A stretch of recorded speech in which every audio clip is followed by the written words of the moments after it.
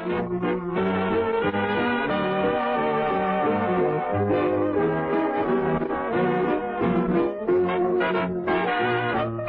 a lovely day today, so whatever you've got to do, you got a lovely day to do it in, that's true. And I hope whatever you've got to do is something that can be done by two, for I'd really like to stay. Welcome to Ask Aunt Ann. It's a lovely day here, and I hope it's a lovely day where you are. Another year is drawing to a close, and it's time for celebrating with those near and dear to us. I know many of you include your family pets in your celebrations. I've received a number of letters with a variety of questions about pets and the holidays, so this show is going to the dogs and the cats. Our first letter is from Linda Hatchell in Lime Ridge. Linda writes, Dear Aunt Ann, we have lots of dogs and cats in our extended family, and I'd like to make some all-natural treats for them. Can you recommend a recipe or two? I certainly can, Linda. I like to make treats for my pet friends. One of my favorite recipes is for peanut butter and bacon bones. Just a warning, treats should be given sparingly to your pets. Experts say treats should make up no more than 5 to 10% of your pet's total daily caloric intake. Because of this, it isn't important that they be nutritionally complete. Your primary concern should be portion control, staying mindful about ingredient safety. This recipe comes from dogtreatkitchen.com. It's a great site for more recipes. They sell recipe books and have links to toys, cookie cutters, and more. All great gifts for dog lovers. Now, let's get to that recipe. As always, you can find it on my website, askantann.com.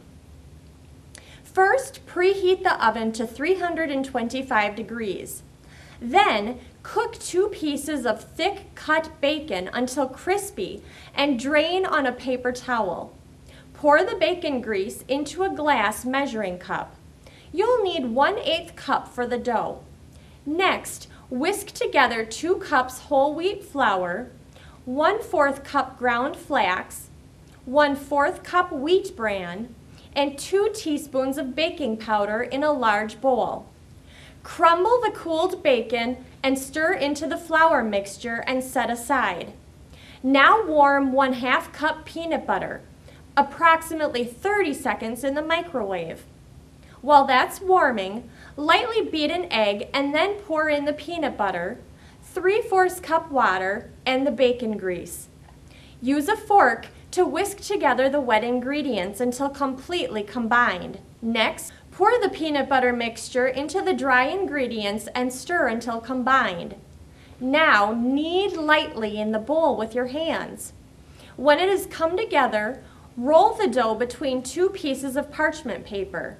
I find that if I lightly mist the counter, the parchment will stay put.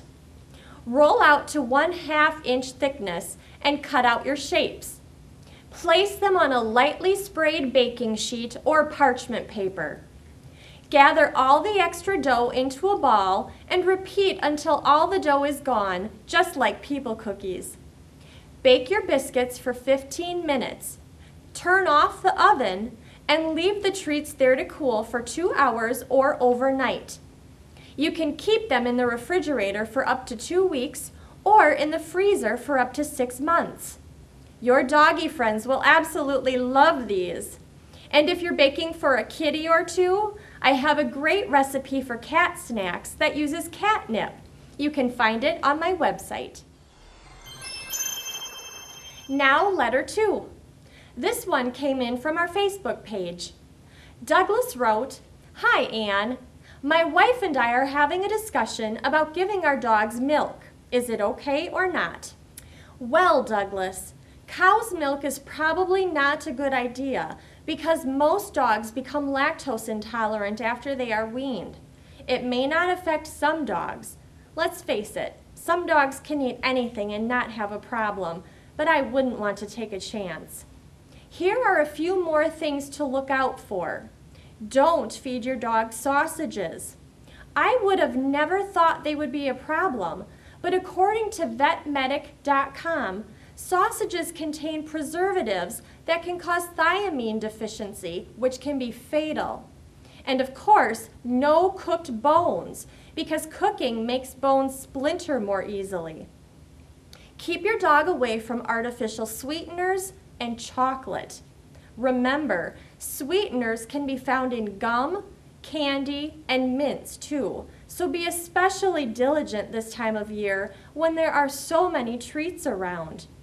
Keep your candy bowls up high and make sure guests do the same with their purses. We found a really nice chart that lists bad treats and good treats. You'll find that on our website as well. I have a fun craft project for you, pet ID tags. Do you remember Shrinky Dinks? Well, they're still around, and they have a product you can use in your printer. Here's a sheet we have printed out already. Make sure you get the inkjet paper. Most craft stores will carry it. It comes with 6 sheets per package and usually costs about $13. Create your design in an imaging program like Photoshop, or you can download some Ask Aunt Anne designs on the website. All you have to do is add your pet's name. Make your image 3 times the size you want your finished product to be. So if you want the tag 1 inch wide, design it at 3 inches. Again, we've taken care of all that if you use our template. The other thing to remember is that the shrinking process will make your colors much darker. So design the tag to be 50% lighter than what you want. Once you have printed your image, it's time to cut it out. Stay close to the edge of the design. You can use a regular scissors or one with a decorative edge. You can also use an X-Acto knife if your design is a little more complicated. Punch a hole in the top, and now you're ready to cook.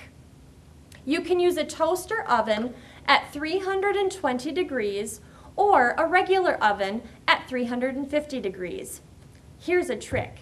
Use parchment paper under and over your tags to keep them in place on your cookie sheet. This will prevent excessive curling and sticking together. Put your tray into the preheated oven for approximately 3 1/2 minutes. You will see them curl and then flatten out. When that happens, take them out and remove the top paper. Next, use a spatula to flatten each individually.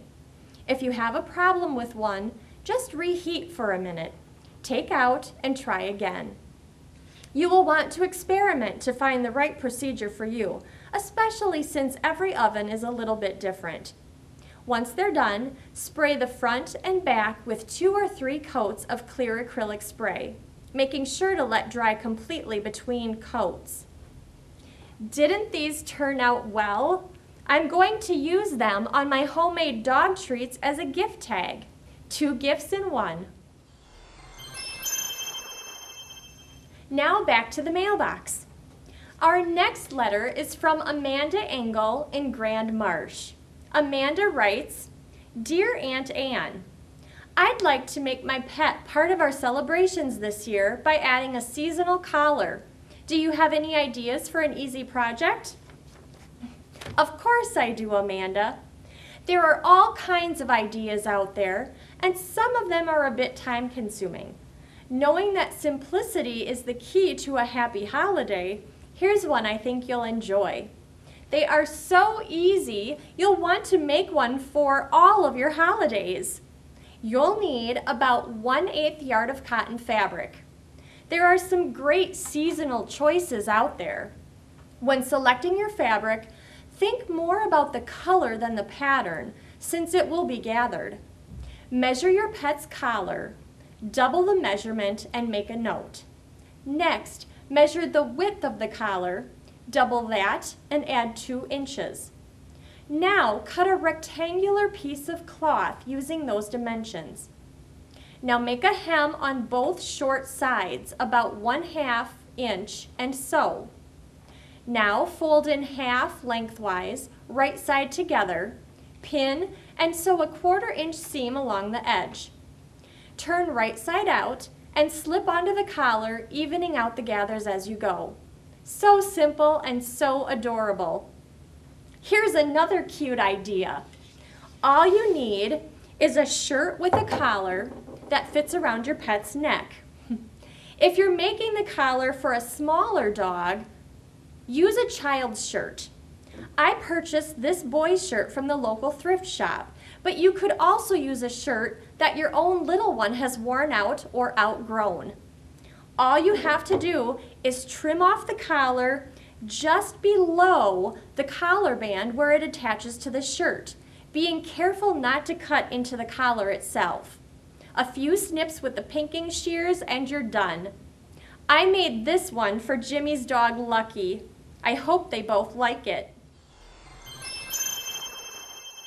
I don't want to shortchange our cat owners. I have a couple of fun toys you can make for them. The first one is so easy. Just take a discarded paper tube, plug one end with some crumpled paper, put in some fragrant kitty snacks, and then close the other end with more crumpled paper.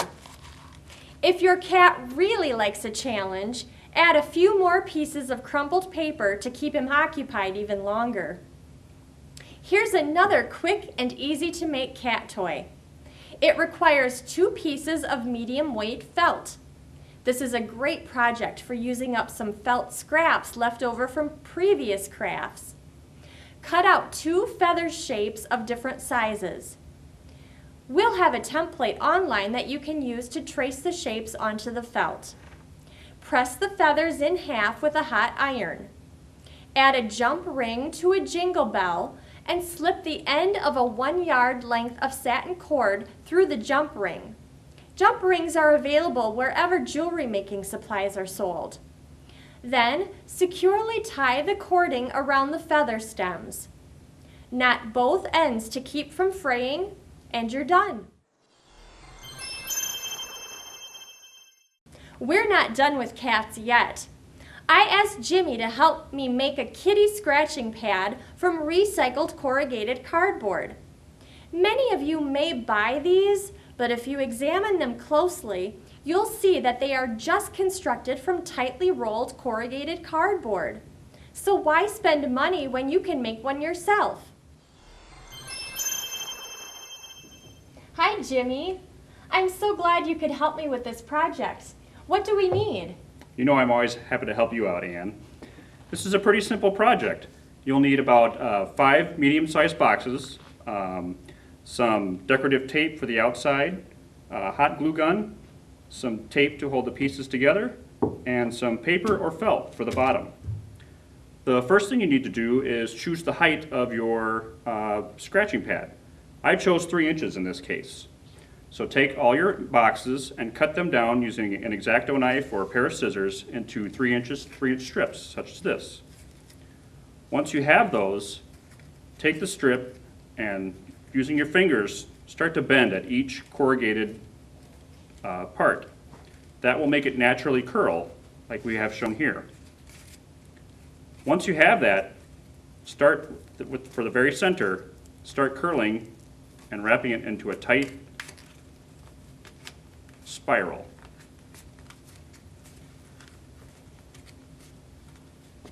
Add a little glue every now and then to keep it from uncoiling.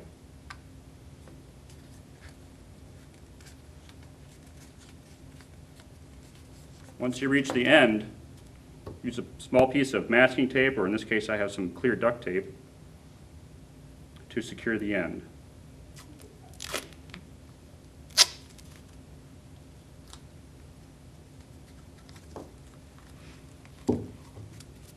Then just take another strip, butt it up against the edge of the one you just finished. Do you want that taped? And tape that again. And it's important to keep one side even. The bottom side you don't have to worry about so much, but it's important to keep one side flat So that will end up being the top. And again, add Just some glue. Glue as you go. Glue as you go. It helps if you have 2 sets of hands to work That on is this very project. helpful, yes it is. Thank you for helping me, Anne. You're welcome. And you just continue this process over and over until you reach the diameter, the desired diameter that you would like. And do you recall what diameter you used to make the sample? The sample is about 8 inches in diameter, but you can make them even bigger if you wish. So once you're done with your coil and you've reached your desired size, what you can do is then finish off the outside edge with some either decorative paper, or in this case we just used some decorative duct tape that we had left over from a different project. And then for the bottom, just trace out either using a piece of felt or a heavy piece of paper, cut out the circle, and use your hot glue gun to glue that on, and it's all done. And I suppose if you wanted to, you could put some catnip in there too. That's true. And the felt on the bottom would help keep that from falling out. It's a great idea, Anne. Thanks. What a great way to recycle. I can't wait to give this as a gift.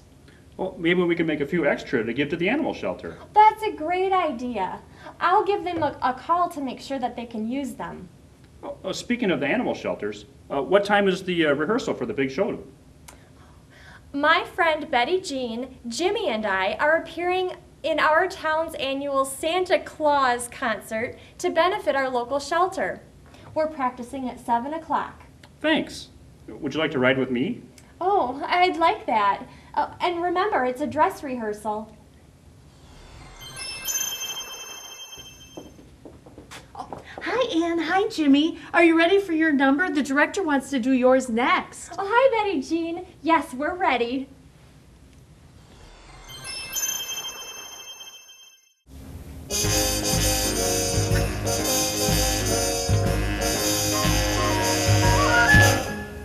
Sleigh bells ring, are you listening? In the lane, snow is glistening.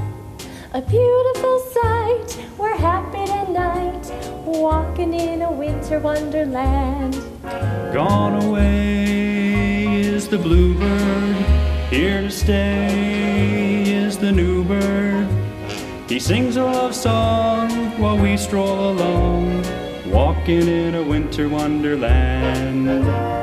In the meadow we can build a snowman and pretend that he is Parson Brown. He'll say, are you married? We'll say, no, man, but you can do the job when you're in town. Later on we'll conspire as we dream by the fire to face unafraid the plans that we've made, walking in a winter wonderland.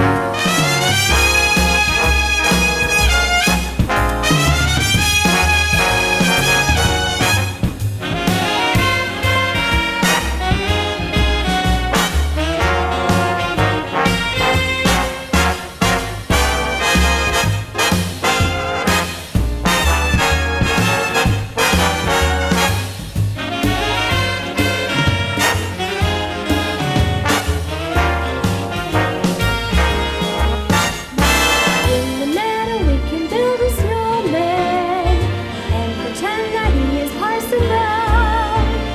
He'll say, are you married? We'll say, no, man, but you can do the job when you're in town.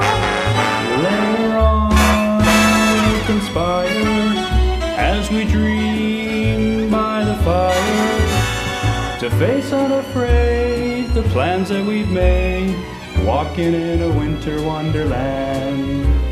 Walking in a winter wonderland. Walking in a winter wonderland.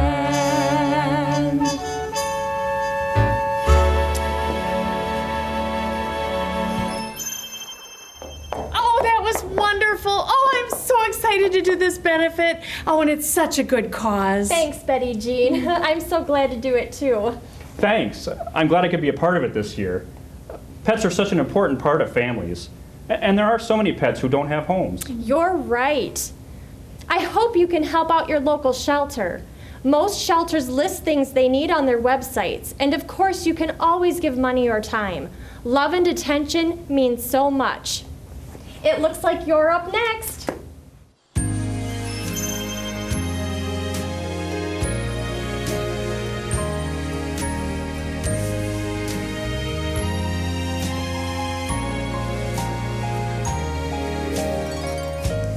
Have yourself a merry little Christmas.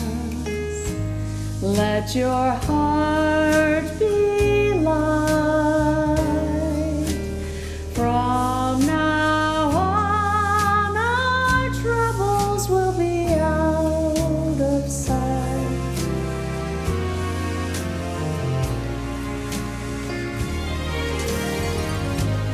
Have yourself a merry little Christmas. Make the Yuletide gay. From now on, our troubles will be far away.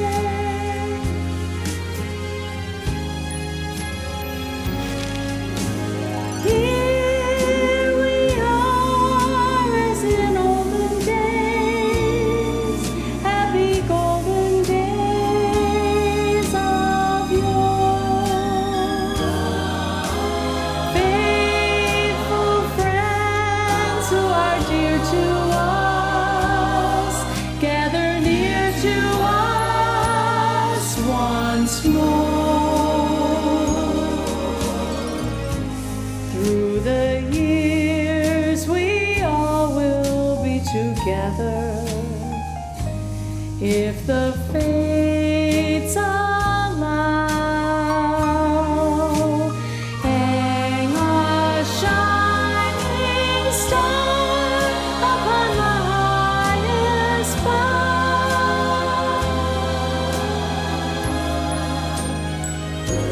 and have yourself a merry little Christmas now.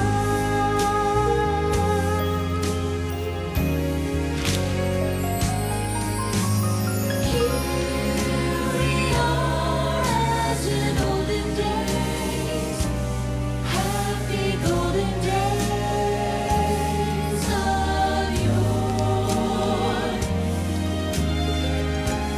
Faithful friends who are dear to us, gather near to us once more. Through the years we all will be together, if the fates allow. Hang a shining star upon the highest bough,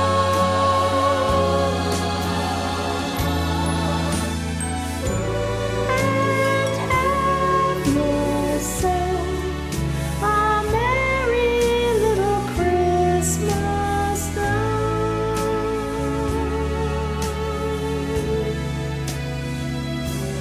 And have yourself a merry little Christmas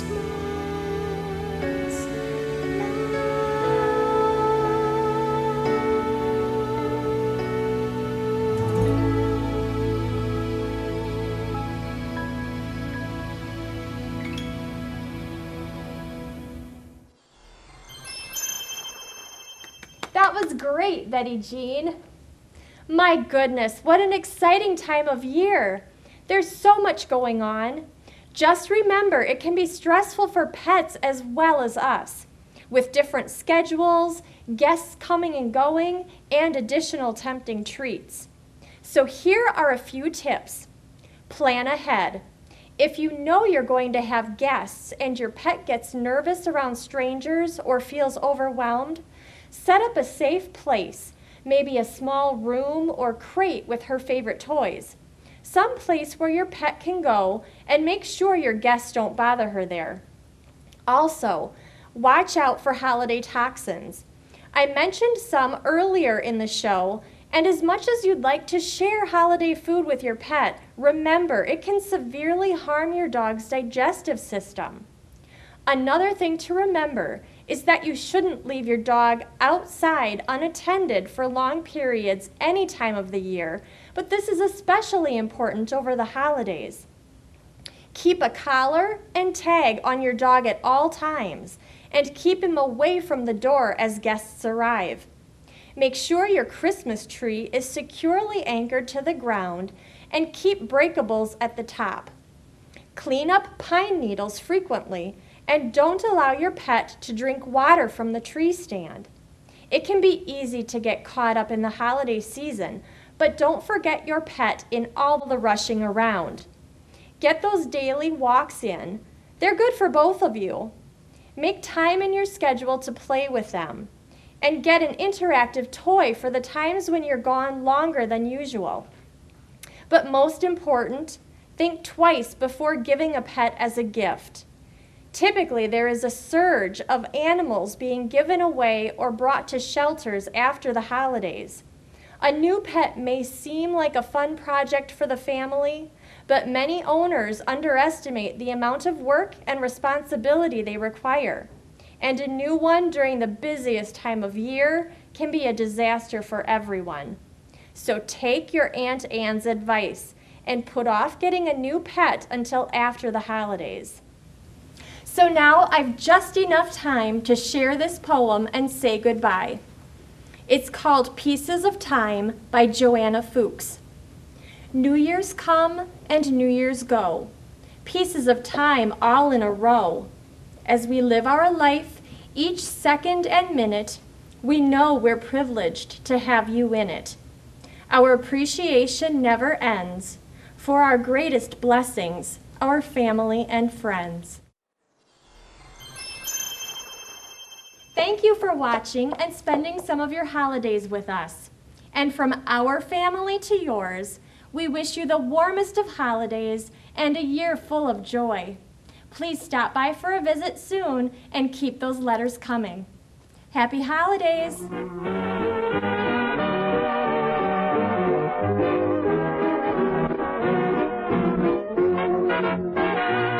It's a lovely day today, so whatever you've got to do, you got a lovely day to do it in, that's true. And I hope whatever you've got to do is something that can be done by two, for I'd really like to stay. It's a lovely day today, and whatever you've got to do, I'd be so happy to be doing it with you. But if you've got something that must be done, and it can only be done by one, there is nothing more to say, except it's a lovely day for saying it's a lovely day.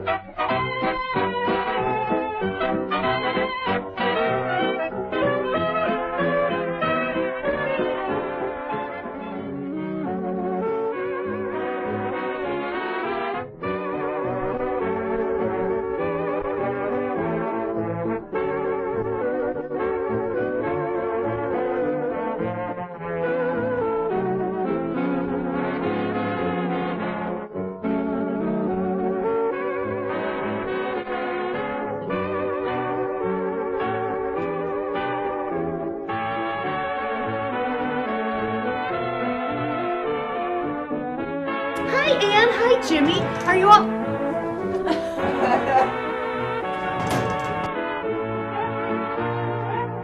From this moment